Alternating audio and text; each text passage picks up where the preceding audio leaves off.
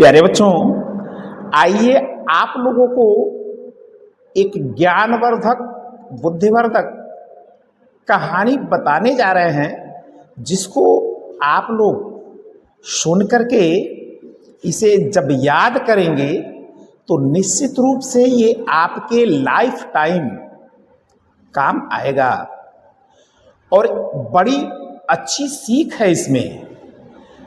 कहानियाँ जो होती हैं निश्चित रूप से कहीं न कहीं हमें एक अच्छे गुण, अच्छे सीख को दे करके जाती हैं और जिसे हम अपना करके जीवन में बहुत अच्छे अच्छे कार्यों को कर सकते हैं, कठिन कार्यों को कर सकते हैं। तो देखते हैं कहानी आज की क्या है। शीर्षक इसका है लालच का फल। हमें लालच करना चाहिए अथवा नहीं, इसका जो उद्देश्य है, लालच मनुष्य का सबसे बड़ा दुश्मन यानी शत्रु होता है। लालची व्यक्ति कभी सुखी नहीं रह सकता है। इस पर ध्यान जरूर दीजिएगा। लालच के कारण कभी कभी व्यक्ति को अपने प्राण तक गंवाने पड़ जाते हैं। आप सभी लोग देखे होंगे आजकल समाचार पत्रों में या फिर समाचार प्रस्तुत करने वाले टीवी के जो चैनल हैं, अक्सर केवल लालच में कि हम अच्छे दिखें, हम कुछ अलग से दिखें, बहुत सारे लोग गाड़ियों के आगे बैठ करके, ट्रेनों, चलती हुई ट्रेन के आगे वीडियो बना रहे हैं। तो यह एक प्रकार का लालच ही है और ऐसा करने से बहुत सारी दुर्घटनाएं हो रही हैं, जिनको आप लोगों को समाचार पत्र या फिर टीवी चैनल से प्राप्त होते रहते होंगे। प्रस्तुत पाठ के माध्यम से हमें लालच के फल के बारे में शिक्षा अर्थात ज्ञान दी गई है। कहानी कैसे है देखा जाता है। किसी गांव में एक गरीब किसान रहता था। वह अपने परिवार के पालन पोषण के लिए कठिन परिश्रम अर्थात मेहनत करता था। एक दिन वह काम करने के बाद थककर एक बरगद, आप लोग बरगद समझते होंगे, मान करके आप चलिए पृथ्वी पर आज के समय में सबसे अधिक उम्र जीने वाला यह वृक्ष होता है। एक और विशेषता होती है इसके जो बीज होते हैं बहुत ही छोटे होते हैं, अत्यंत छोटे, इतने छोटे होते हैं कि अब आप लोगों को हम यह कहते हैं कि रामदाना देखे होंगे, रामदाने के दाने से भी छोटा, फिर भी इसके ऊपर जो इसका छिलका होता है इतना कठोर होता है कि ये सामान्य रूप से उग नहीं पाते। इसके लिए जब चिड़िया खाती है और बीट करती है तभी ये वृक्ष उगते हैं। के पेड़ के नीचे सो गया। यहां देखें, आप लोगों को चित्रों के माध्यम से भी पढ़ाया समझाया गया है। चित्र हमें बहुत बड़ी सीख देते हैं, इतना जरूर ध्यान रखिएगा। ये हमारे बहुत बड़े सहयोगी होते हैं। आप लोग इनको पढ़ करके देख करके बिल्कुल प्यार से समझ सकते हैं। जब उसकी आँखें खुली तो उसे पेड़ के नीचे बिल से एक सांप निकलता दिखाई दिया।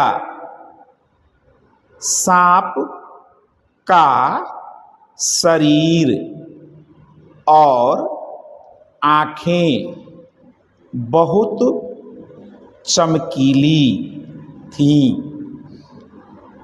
इनका जो शरीर था, सर्प का जो शरीर था वो काफ़ी चमकीला और आँखें भी काफ़ी चमकीली थीं। सर्प जो होते हैं, कुछ सर्पों की इस तरह से खासियत होती है, विशेषता होती है, और उन्हीं विशेषताओं के कारण वे कभी कभी विशेष कार्यों को भी कर सकते हैं, करते भी हैं। कैसे करते हैं बाद में आपको बताते हैं, पहले कहानी आपको सुनाते हैं। किसान समझ गया कि यह कोई साधारण सांप नहीं है, मुझे इसकी कुछ सेवा करनी चाहिए। हाँ, आप लोगों को एक चीज जरूर ध्यान दिलाऊंगा कि आप लोग भी ऐसे प्रेरित होकर के कहानी से सर्पों की सेवा करने मत चले जाइएगा, क्योंकि सर्प जानते ही हैं आप लोग, इनका जो व्यवहार होता है वो इस प्रकार से मानव के हित में नहीं होता है। यह सोचकर वह अपने घर गया और एक कटोरे में दूध लाया। वह कटोरे को सांप के बिल के पास रखकर अपने घर चला गया। अगले दिन जब वह सुबह को अपने काम पर वापस लौटा तो उसने देखा कि कटोरे में एक सोने का सिक्का यानी रुपया रखा है। सोने का सिक्का देखकर वह आश्चर्य यानी अचरज में पड़ गया। अब किसान प्रतिदिन यानी हर दिन कटोरे में सांप के लिए दूध रखता और सांप बदले में उसे एक सोने का सिक्का देता। धीरे धीरे किसान बहुत धनवान हो गया। एक बार किसान को किसी कार्य से शहर जाना पड़ा। उसने अपने बेटे को सांप को दूध पिलाने का कार्य सौंप दिया। उसके बेटे ने सांप के लिए कटोरे में दूध रखा।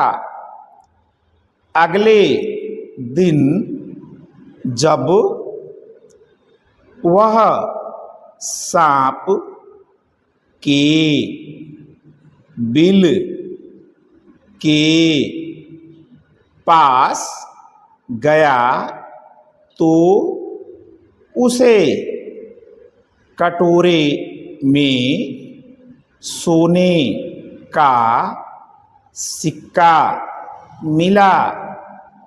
सिक्का देखकर उसे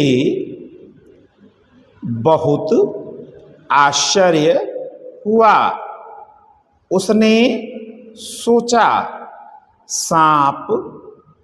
शायद सांप के बिल में ढेर सारे सोने के सिक्के हैं।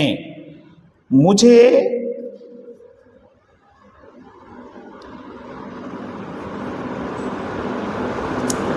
इसके बिल को खोदकर सारे सोने के सिक्के निकाल लेने चाहिए।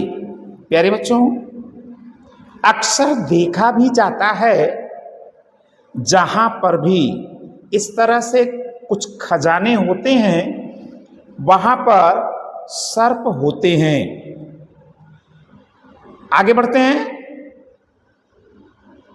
अगले दिन लड़के ने दूध से भरा कटोरा सांप के बिल के पास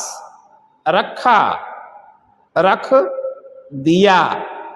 जैसे ही सांप दूध पीने आया, लड़के ने सांप पर लाठी से प्रहार अर्थात चोट किया। सांप ने अपना बचाव करके लड़के को डस लिया। अर्थात काट लिया। लड़के के शरीर में विष अर्थात जहर फैल गया और वह मर गया।